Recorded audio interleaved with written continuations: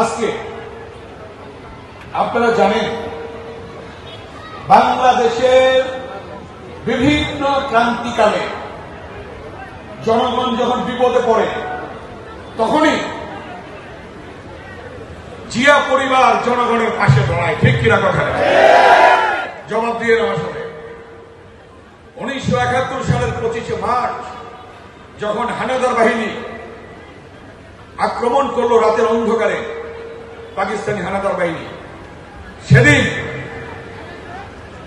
25শে March রাত গেল, দিন গেল, মানুষ দিক বিদিক কি করবে তারা চিন্তা করতে পারছে না।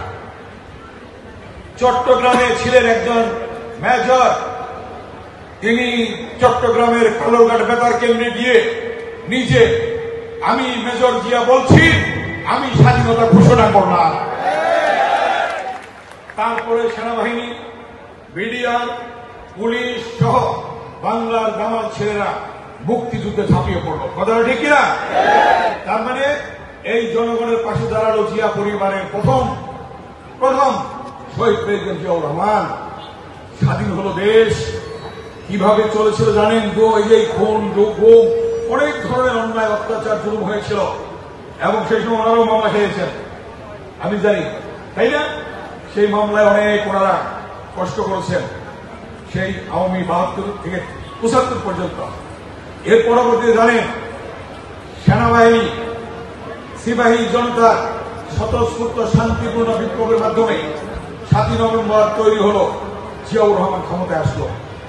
এরপরে আপনারা জানেন স্বৈরাচারী এরশাদ ক্ষমতা দখল করে। এরশাদ ক্ষমতা দখল করার পরে তখনও জিয়া পরিবার থেকে মাঠে দাঁড়িয়েছে, রাস্তায় দাঁড়িয়েছে কে? বেগম খালেদা জিয়া। বেগম খালেদা জিয়া মাঠে নামলেন। মাঠে নেমে তিনি একজন রাষ্ট্রপতির সহধর্মিণী হিসাবে রণাঙ্গনের মুক্তিযোদ্ধা, বীরুত্তম প্রথম নির্বাচিত রাষ্ট্রপতি জিয়াউর রহমানের সহধর্মিণী বেগম খালেদা জিয়া মাঠে নামলেন। দীর্ঘ 9 বছর আন্দোলন হল, নূর হোসেন জিহাদ, ডাক্তার মিলন সহ অনেকে শহীদ হল। তারপরে স্বৈরাচার মুক্ত হল বাংলাদেশ ছাত্র জনতার গণঅভ্যুত্থানের মধ্য দিয়ে। কি মনে আছে আপনাদের? সেই